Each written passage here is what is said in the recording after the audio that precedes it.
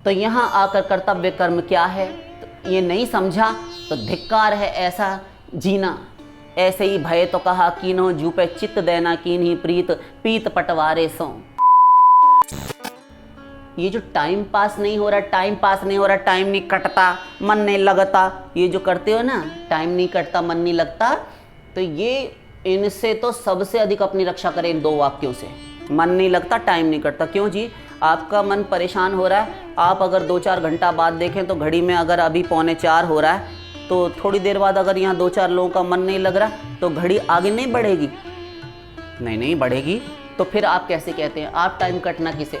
ये कहिए ना टाइम नहीं कटता, आप उल्टा बोलते हैं, गलत बोलते हैं। ये कहिए कि आपका मन वहाँ पर नहीं है, आपका मन कुछ राग द्वेष से युक्त है, आप जो वर्तमान में चाह रहे हैं वो आपको नहीं मिल रहा, इसलिए आपको परेशानी हो रही है। आपके मन की वस्तु आपको मिल जाएगी। इस समय सत्संग चल रहा है, आपको परेशानी हो रही है तो आप कह रहे हैं मन नहीं लग रहा, घर में बैठे मन नहीं लग रहा। क्यों? क्योंकि वो कुछ जो चाहता है वो आप उस समय उसको नहीं मिल पा रहा, किसी कारणवश किसी परिस्थितिवश नहीं दे पा रहे। और जहाँ इसके मन की वस्तु मिलने लगी तुरंत लग जाएगा, लगेगा थोड़ी देर के लिए, किंतु यत्किंचित लगता है। इसको कहते हैं आप टाइम नहीं पास हो रहा, वरना टाइम पास होता है। लाखों लोग हैं जो ये नारा लगाए रखते हैं दिन भर टाइम नहीं पास होता, और कुछ लोग ऐसे भी हैं कहते हैं हमारे पास टाइम ही नहीं है। अब कौन सी बात सच है कौन सी झूठ, हमें तो यही नहीं समझ में आता। आज तक ये प्रश्न इसको हम हल नहीं कर पाए। एक के पास इतना समय है कि कट ही नहीं रहा और एक के पास टाइम ही नहीं है, दोनों ही बेकार। कोई कुछ खास नहीं कर रहा आत्मोद्धार के लिए, दोनों ही बेहोश हैं आत्मोद्धार के प्रश्न के विषय में बकवास करते हैं। तो ये शब्द घातक हैं दोनों, इन्हें छोड़िए, सर्वनाश कर देंगे तुम्हारा। मौन रहने की यथासाध्य चेष्टा कीजिए, कोशिश कीजिए, और थोड़ा ना सही कुछ मौन रखिए। हम पूरे दिन आपको मौन उपवास मौन व्रत रखने के लिए नहीं बोल रहे। वास्तव में मौन किसे कहते हैं, मौन व्रत किसे कहा जाता है? व्रत का अर्थ होता है नियम। और लोग सोचते हैं पूरा दिन हम नहीं बोलेंगे, उसके बाद अगले दिन से ऐसी झड़ी लगाएंगे कि सब फेल, हाँ तूफान गाड़ी फेल। तो मौन रहने का यथासाध्य प्रयत्न कीजिए, और थोड़ा लापरवाह होना सीखिए। लापरवाह, केयरलेस, ऐसा लापरवाह नहीं कि आपका सर्वस्व उजड़ जाए, घर में घुस के चोर लूट खसोट के चले जाए। व्यर्थ की जो चिंताएं आप पाले बैठे हैं ना, ये लापरवाह। वो रूठ जाएगी, वो रूठ जाएगा, उसको फ़ोन नहीं किया, उसका फ़ोन नहीं आया, और वो करना है, पता नहीं क्या होगा क्या नहीं। हाय हाय हाय हाय हाय हाय, छाती पीटते दिन रात जाता है। शांत कहाँ है आप? जो वस्तु चाहते हैं पैसा फेंकते हैं, आप ले आते हैं, फिर आपको वो शांति नहीं। वो वस्तु लाकर घर में धर दी, इतने दिनों से उसके लिए बड़े प्रयत्नशील थे लाने को, वो मिलने के उपरांत भी आपकी अशांति, आपका उद्वेग यथावत बना हुआ है। चिंताएं परेशानियां मिटने का नाम ही नहीं लेती। थोड़ा लापरवाह होने का प्रयत्न कीजिए। बहुत अधिक समझदार बुद्धिमान होना ये भी मूर्खता की निशानी है। बुद्धिमान मत बनिए ज़्यादा, थोड़ा बच्चों का सा स्वभाव भी अपनाइए, थोड़ा हंसिए बोलिए। बहुत बड़ी उम्र के भी हैं ना, तो भी अपने अंदर एक शिशु को जीवित रखिए। घोर नाराज हैं आप किसी से, थोड़ा सा बात कीजिए। क्रोध आते आते भी आपको हंसी आएगी, आपको दर्द भी होगा तो आप हंस देंगे। ये अनुभव सिद्ध बोल रहे हैं।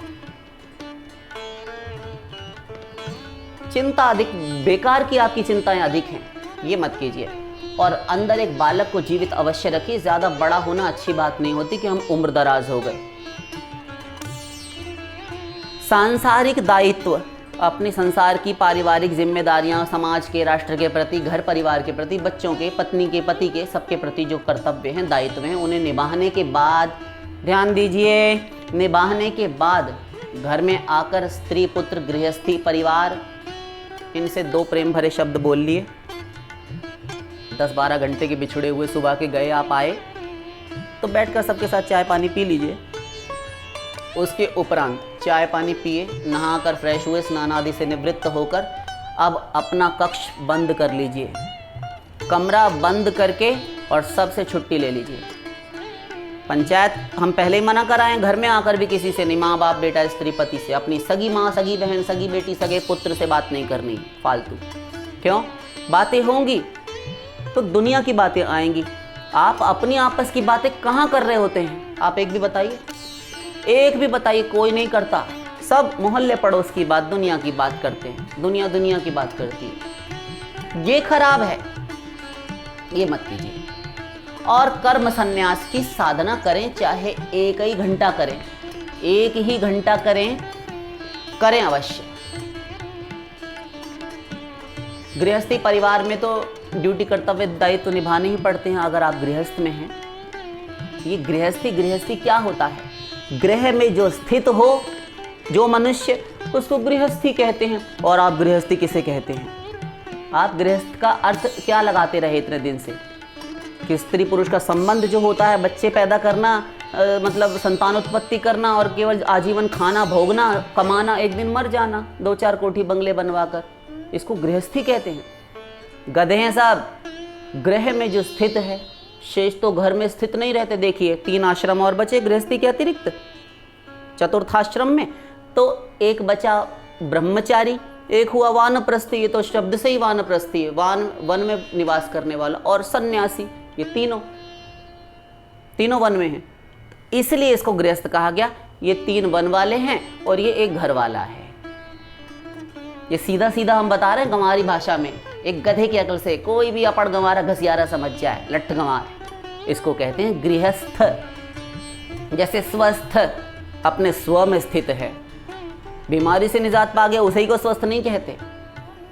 तो घर में आने के बाद सबकी पूछताछ कर लिया आपने, सबकी राजी खबर खुशी ले ली, उसके बाद ये दायित्व निभाने के बाद बस इतना तुम्हारा काम। लेकिन ये तुम्हारा स्वरूप नहीं है, इसका उसका पालन ये तुमने कर लिया। अब तुम स्वयं को अपना स्वरूप संभालो, पहचानो कि मुझे तत्व ज्ञान क्या दिया गया है। आत्मज्ञान से स्वयं को पहचानो और किवाड़ बंद कर लो, दरवाज़ा बंद कर लो, और फिर किसी से कोई मतलब नहीं। ये सब मुझे ड्यूटी के लिए दिए गए हैं, सेवा के लिए दिए गए हैं, मुझे किसी से कोई मतलब नहीं। अपने स्वार्थ के लिए देखेंगे तो आपको आसक्ति, अटैचमेंट होगा। स्वार्थ पूर्ति में प्रेम बढ़ेगा, राग बढ़ेगा। स्वार्थ की अपूर्ति में, हानि में आपको द्वेष बढ़ेगा, घर वाले भी अच्छे नहीं लगेंगे। इसीलिए हमारे परिवारों में झगड़ा होता है। आप स्वयं को अपनी ड्यूटी करने का, कर्तव्य कर्म करने वाला माने। सबके लिए बोल रहे हैं, जो अपनी घर गृहस्थी परिवार बच्चों के साथ आए हुए हैं उनके लिए भी, जो सुन रहे हैं। और स्त्री है, पत्नी है, वो सोचे कि ये बच्चे, ये पुत्र, ये माता, ये पिता, ये सास ससुर, ये देवर इत्यादि, ये सब मुझे सेवा के लिए दिए गए हैं। वो अपना कर्तव्य करे। पिता अपने पुत्र, अपनी पत्नी, इन सब के लिए सोचे। सब यदि अपने अपने कर्तव्य का और सेवा भाव से पालन करें तो सब परिवारों में शांति हो जाए। केवल हम एक ही के लिए नहीं बोल रहे, सब परिवार के सदस्य सब एक दूसरे की सेवा करें, एक दूसरे को सुख देने का स्वभाव बना लें, शांति हो जाती है, घरों में साधना हो जाती है। इसे कहते हैं सदगृहस्थ। गृहस्थी तो सब हैं, सदगृहस्थ कोई एक विरला होता है। जैसे शंकर जी का परिवार है, सब भक्त हैं, पत्नी भी भक्त, पुत्र भी दोनों भक्त, आज्ञाकारी भक्त पुत्र, और आपस में सर्वत्र वैषम्य। पार्वती जी जगत जननी दुर्गा का वाहन सिंह और शंकर जी का नंदिकेश्वर महाराज, गणेश जी का चूहा, गले में फुफकारने वाले विषधर व्याल, ज्वालाएं फूंकने वाले विष मिश्रित, पूरे आभूषणों के रूप में सर्प, वृश्चिक, बिच्छू, और चूहों से बैर नहीं। मयूर, सर्पों का शत्रु, कार्तिकेय का वाहन। कराल भाल पट्टिका धगत धगत धगत ज्वल ललाट पट्ट पावके किशोर चंद्रशेखरे रति प्रतिक्षणम मम। जटा कटाह संभ्रम भ्रमण्य लिंप निर्झरी विलोल वीचि वल्लरी विराजमान मूर्धनी। जिनके जटा रूपी कटाह में अर्थात बड़े से कड़ाहे नुमा जटाओं में जो गंगा जी बड़े प्रचंड वेग के साथ घूम रही हैं, शीश पर जिनकी समुन्नत जटाओं में गंगा जी, और भाल पट्ट पर, भाल प्रदेश पर त्रिलोकी को दग्ध कर भस्म कर डालने वाली, फूंक डालने वाली अग्नि विराजमान है। आग और पानी का ऐसा संयोग, ये सब मिलकर रह रहे हैं एक गृहस्थ में। ये है, इसीलिए शिव परिवार की पूजा होती है। और किसी देवी देवता की पूजा हमारे धर्मशास्त्रों में, धर्म ग्रंथों में, हमारे सनातन धर्म में नहीं कही गई कि अमुक के परिवार की उपासना की जाए। परिवार की उपासना तो भगवान महादेव की एक साथ। तो यह है सदगृहस्थ। भगवत प्राप्ति गृहस्थी में हो जाती है। 99% महापुरुषों की सूची उठाकर देखें, सब गृहस्थी हुए। भाई श्री हनुमान प्रसाद पोद्दार जी गृहस्थी थे। धन्ना जाट, नरसिंह मेहता, पांडव लोग, सुदामा जी, गोपियां, घोष स्थिता गोपिका, पतियों वाली थी, अपने पतियों से पुत्र प्रसविनी थी, पतियों से पुत्र हुए और भगवत प्रेम की पराकाष्ठा मूर्धा चोटी पर, शिखर पर खड़ी हैं, ध्वजा फहरा रही हैं। गोपियों के समान कोई भक्त नहीं, सब गृहस्थी। राज्य किए महापुरुषों ने, अम्बरीश, प्रहलाद, वृषपर्वा, बाणासुर, महाराजा अम्बरीश, पांडव, ध्रुव, सब। तो गृहस्थ जीवन बंधन नहीं है गृहस्थी में रहकर कि भगवत प्राप्ति की हम बहाने लगाते हैं, बकवास करते हैं हम। तो एकांत में जब कमरा बंद कर ले, उसके उपरांत चाहे एक ही घंटा बैठकर, किंतु रो रो कर एकांत में प्रभु को ही अपना मानकर, अपना मानते हुए, अपना समझते हुए प्राणपण से चेष्टा करे और करुण आर्त दीन पुकार, हाहाकार करते हुए, हृदय विदीर्णकारी करुण क्रंदन, रोते हुए प्रभु को पुकारे, स्मरण करे,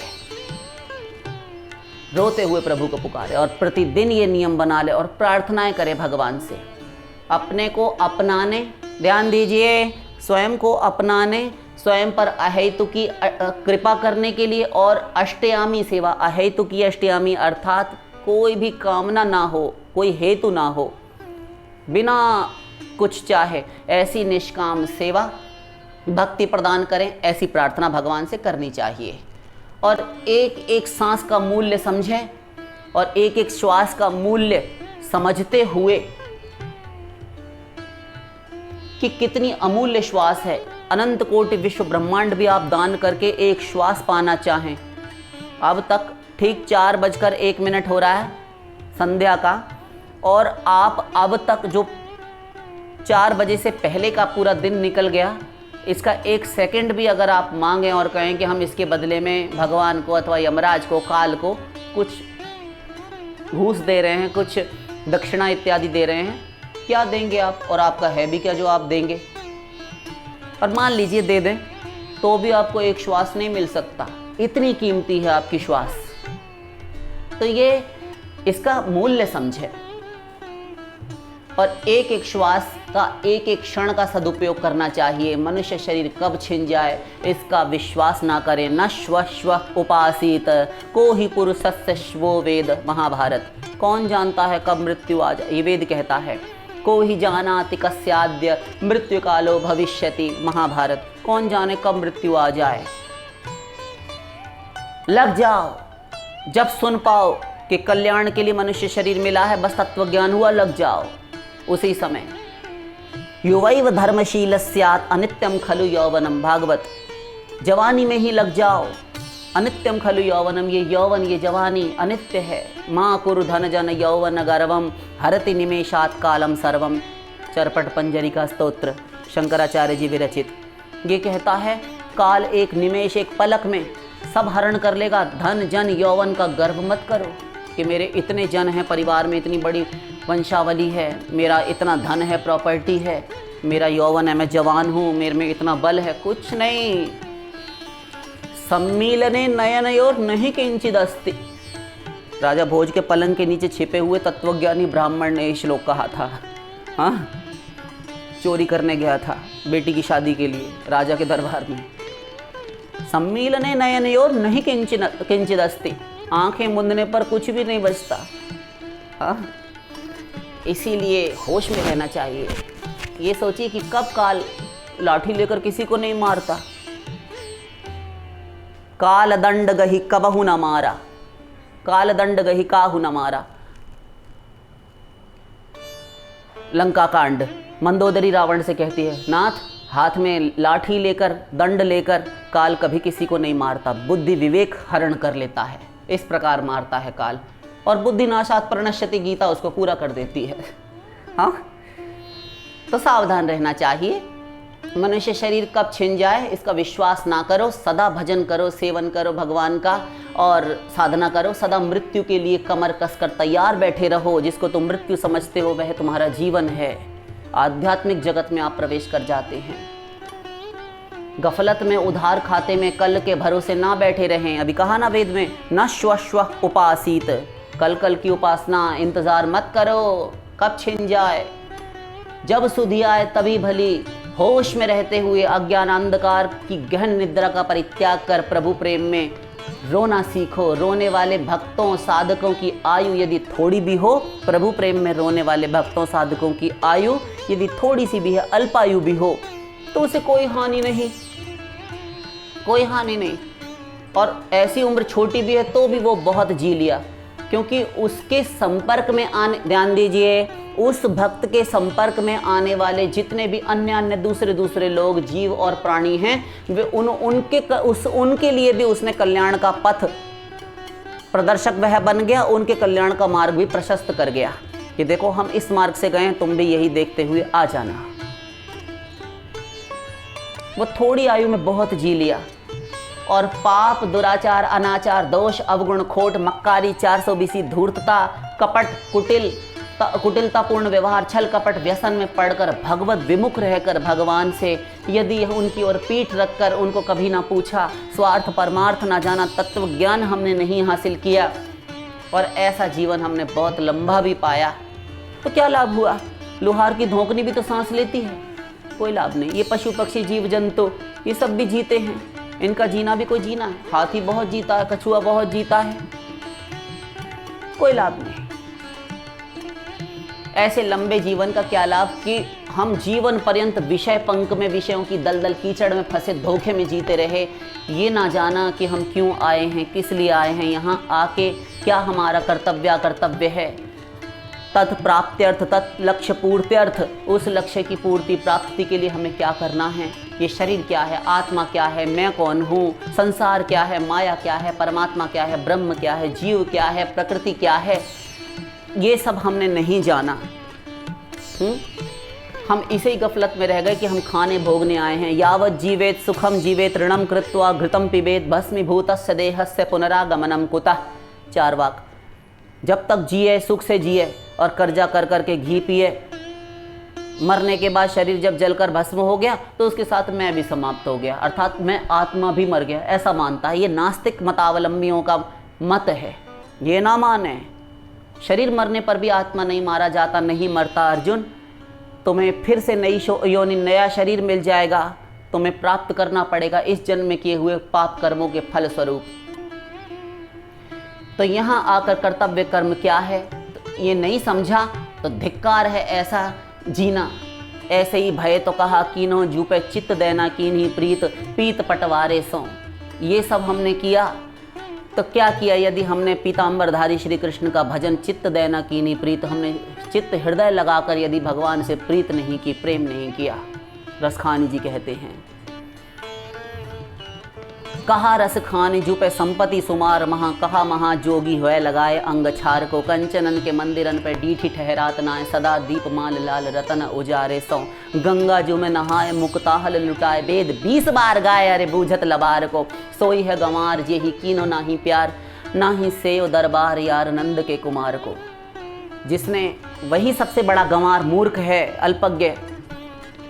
जे ही कीनो नाही प्यार, ना ही सेव दरबार, जिसने श्री कृष्ण के दरबार की सेवा नहीं की, उनके मंदिर को नहीं सम्मार्जन इत्यादि, कभी सोहनी झाड़ू नहीं लगाई, कभी उनके पात्र इत्यादि का मार्जन महाराजा अम्बरीश अन्य भक्तों की तरह नहीं किया, पूजन के उपकरणों का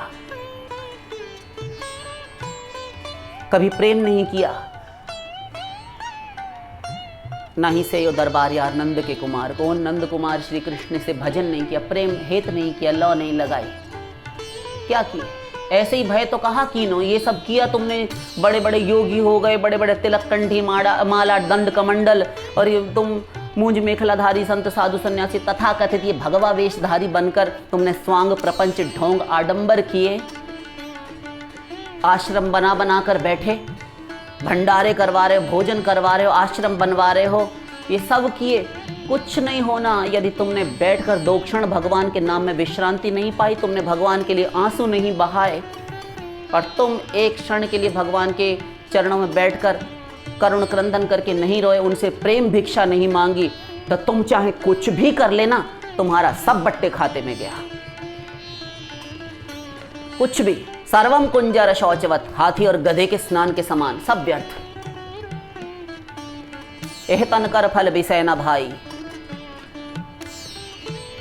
तो ये समझ लीजिए, मान लीजिए, गांठ बांध लीजिए कि हमारा यहाँ संसार में कोई नहीं, ना माता, ना बाप, ना बेटा, ना स्त्री, ना पति, ना यार दोस्त, सखा मित्र, ये धन, ये अपना शरीर भी यहीं धरवा लिया जाएगा। लेकर आए, ले जा नहीं सकेंगे।